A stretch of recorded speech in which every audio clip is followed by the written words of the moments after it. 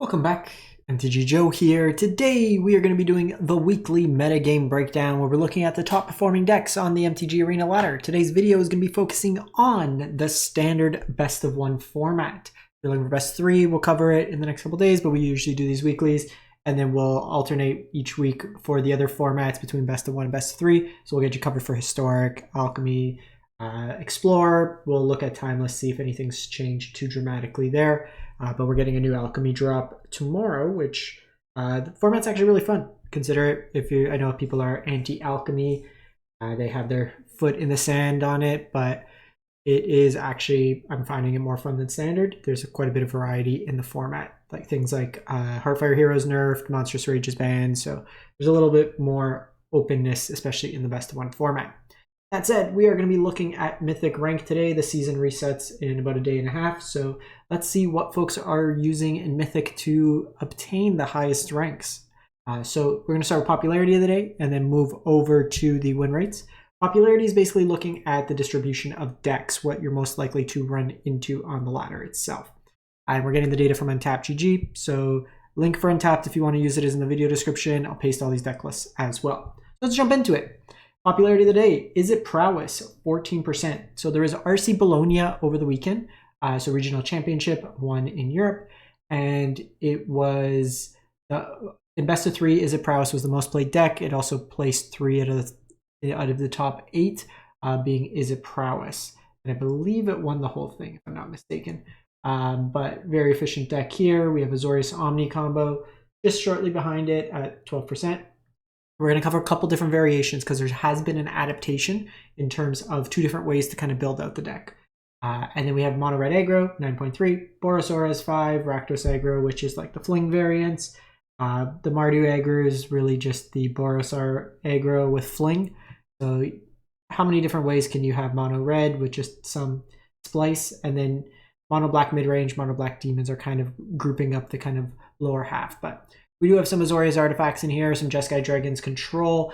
Found a list of someone individually at least is doing well with dinosaurs. So we'll cover what we can. There's some Boros Casino in here. But really it's just Prowess has been the biggest deck kind of rising up. And then we see the Omniscience deck being played more at the beginning of the month. It was upwards of 23%. And now it's kind of coming up again. So it's like people got Mythic with it, then played other stuff, and then now they're trying to lock in the top decks for the top 1200 finish. So looking at, we've had 90,000 games played of Mythic rank from April 21st through to the 28th. Highest win rate deck is Mono Black Midrange. So they're kind of getting grouped up. So there's kind of 2 variations I'll show you of the Mono Black deck. They're not concurrent in terms of the win rate, but we'll show you some differences between those decks. So this one's at 68%. It does have Unstoppable Slasher, Bloodletter of Aclazotz combo. You have your Unholy Annex with the Archfiend of Dross. So this is kind of your demon package, card advantage, drain. The Unholy Annex really allows you to be able to play just non-stop removal. Shoot the Sheriff, Shield Your Edict, Nowhere to Run, Anoint with Affliction, Cut Down. Just lots of ways to interact with your opponent's board. I would likely play Go for the Throat over Shoot the Sheriff. It's just a little bit more flexible. In terms of what you can hit. There's like incidental things that might come up as an outlaw. There's fewer artifacts being played, so I would make that change, to be honest. But Duress for hand hate, it's good against the Prowess decks, good against control-ish decks, the Omni decks, stuff of that nature. Deep Cavern Bat is more hand hate, Liliana, and then an honorary demon in Soulstone Sanctuary. The other version of the deck, this one's at 56%, so about 10%, 11% difference. So similar, we have 24 lands as opposed to 25. No Archfiend of Dross, still the combo, but we also have access to Rot Curse Rakshasha. So another demon, this allows you to curve demon into Unholy Annex to drain them right away, as opposed to typically when you play this on 3, you're losing 2 life. This cannot block, but this provides some aggression out of the deck itself.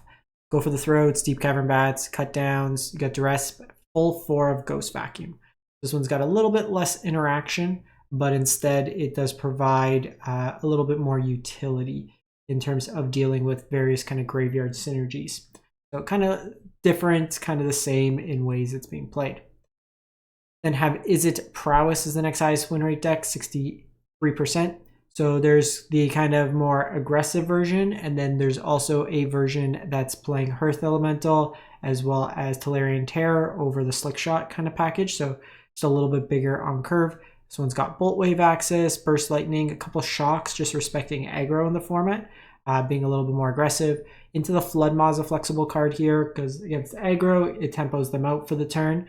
But against things like Temporary Lockdown, or even Omniscience. You can bounce on Omniscience and kind of slow down their plan that way there. Otherwise, it's your Monstrous Rage, so Spear package, Slick Shot, and then Quarry Steel Cutter is the big card of the deck. Just really turning any 2 card draw, removal spells, whatever it is, into a prowess creature that can kind of grow from there. Very, very strong card. Helps you play around removal. These decks used to be pretty fragile to removal, but having Steel Cutter out, especially against mono black, where they don't have access to a way to basically, if they don't discard it, they can't deal with Quarry Steel Cutter, which is very strong in that regard. So moving on, we have Azorius Omni combo. So we're going to cover a couple. So this is the version from Untapped. It's at 60%. So there's the traditional combo of Abuela's Awakening, Invasion of Arcavios, get stuff in your sideboard, do a whole bunch of stuff. There's actually an easier way to win. This one involved a lot of clicks, so I'm going to show you another version. So this one, 9 and 2, but this is kind of how they're being built right now. This is from Hanataro in Mythic rank. So very similar, obviously your Abuelas, but this version here only requires 2 Invasion of Arcavios. Instead, you could play a little bit more curation cards. So things like Roiling Dragonstorm, draw some discards, you can come back to your hand. You have Meringue River Regent, another way to draw a discard, as well as can bounce permanents, so hate pieces, just creatures, tempo plays. It's a dragon, so it triggers the Rolling Dragonstorm as well. This also gives you an alternate win condition if your opponent happens to have Graveyard Hate, stuff like that. In the sideboard, or the mana base, you have Mistrise Village, a way to give your next spell uncounterable. So with this version here, what you're trying to do, obviously Abuelas, you get Invasion of Arcavios. All you need to do with this one here is just get Jeskai Revelation. Jeskai Revelation bounces your invasion, it deals damage, and it makes you 2 creatures. You draw 2 cards, you gain 4 life. Then you play the invasion again, you get this from your graveyard, repeat, repeat, repeat. It's much easier, much fewer clicks, much less reliant on having 2 copies of invasion, for example. So there's that version. Then there's also the non-battle version, so the non-invasion. So this one's at 57%. So what this one's doing is basically, you're still trying to execute your combo, Abuelas into Omniscience. You do have full 4 Meringue River Regents. So you're basically drawing to that. What Meringue will be able to do with this is basically you're going to play Founding of the Third Path. You draw through your deck until you get it all. You do Chapter 2, target player mills 4 cards. So you mill your opponent 4 cards. You play a Meringue River Regent. The Meringue River Regent will bring back to your hand the Founding of the Third Path. Then you cast this again. You mill your opponent 4 cards. Then with the second Meringue, you pick up the original Meringue and then the Founding.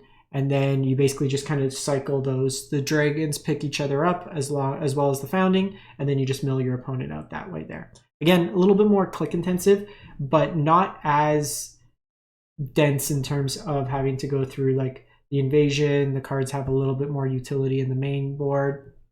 So just something like that to see different versions of the same deck.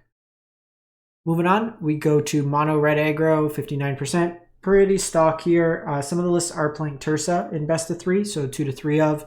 That's being played in place of the Monastery Swiftspears in those lists. This version here is opting to remove Lightning Strike, instead just play a full set of Shock. So this is a consideration for best of 1 typically, where a lot of the threats are at 2 toughness versus 1, so having the answer on curve. For example, if you're on the draw, your opponent goes Heartfire on 1, you can have an answer, or if they go Manifold on 2, you usually want to answer this, or the Emberheart Challenger gives you some utility there to kind of complement the Burst Lightnings there, where Lightning Strike won't be allow you on the draw to have that same degree of interaction. Soulstone Sanctuaries also gets played as a 1 or 2 of in a lot of these lists. Mono White Lifegain, so very popular deck, 310 games. It's got 58% win rate, so it's a deck that I think it's a little bit probably new player friendly. People love Lifegain. It gives them like a false sense of hope in some case, just insulates you, but against a format with that's so red heavy, it can be reasonable.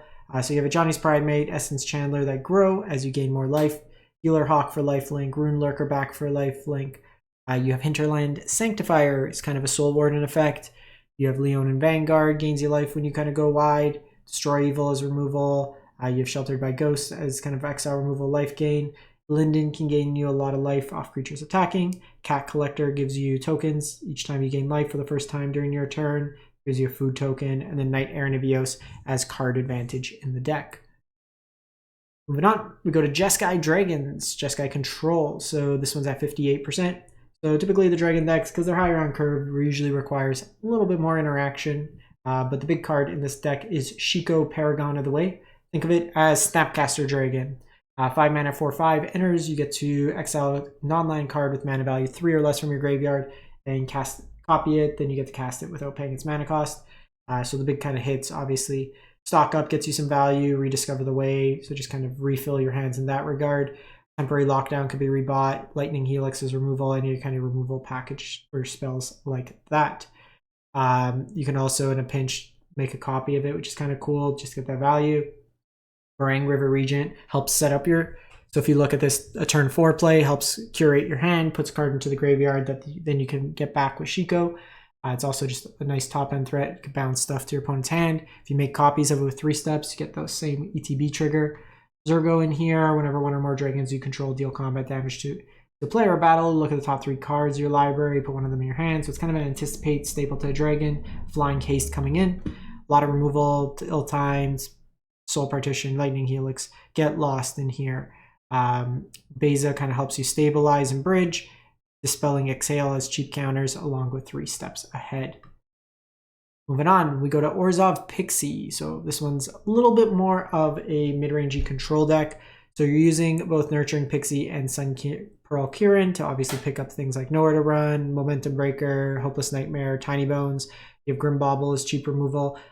This version here is on a full set of temporary lockdowns. You're asking, but everything's so cheap, we exile our own stuff. It's kind of the point. You want to exile it and then pick it back up with another Pixie effect. Then you get all the ETBs again. So more removal, more discard, more life gain and life loss and discard. So you're just going to repeatedly shred your opponent's hand and drain them out. Liliana can attack the hand. Shieldred for a little kind of life gain and drain. You have Archfiend Dross as a way to close out the game fairly quickly, as well as a full set of Annex in here.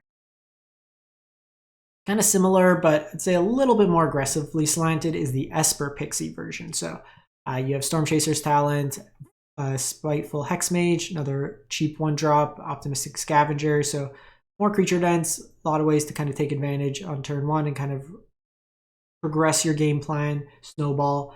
Cool interaction with Sun Pearl Kirin is if you pick up the roll token, you get to draw a card since it was a token. So you get some value there. All your enchantments trigger entity trackers, so you get to draw some cards. And then just kind of a removal package. Nowhere to Run, Momentum Breaker, Hopeless Nightmare eats it, and then This Town loops with Storm Chaser's Talent in here.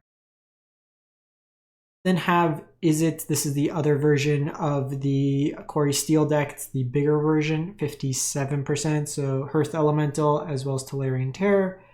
This one here, you're not playing the 1-drops or the 2-drops. Instead of kind of playing more of an Izzet control deck with just your removal options, making each creatures for your win condition.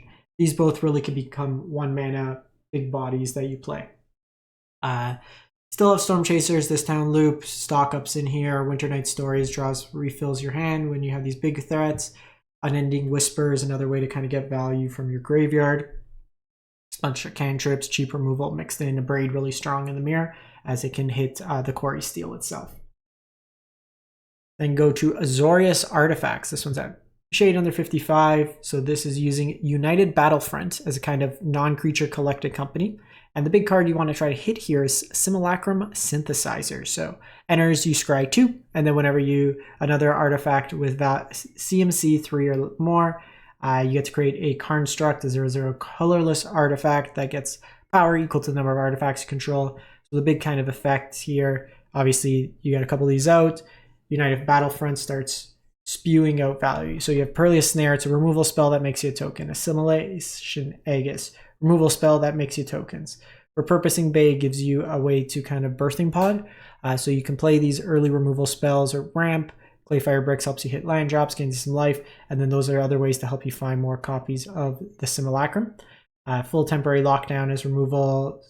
Solemn helps you ramp, and then can give you some card draw. Plays nicely because you can sack it for value. It helps you kind of go up the chain. You have one Riptide Gear Hulk, just another way to kind of bounce stuff. Big body, and then Nexus of Becoming as kind of a card advantage engine. Some of them play Chameel as well, so that's another thing to look at. So this list here is Boros Casino. So this is Obscurious. They went 30-9. So this is a deck that you hope your opponent doesn't have aggro, but once you cast one of your big threats, you kind of go to town. So what this is doing is trying to get to 5 mana.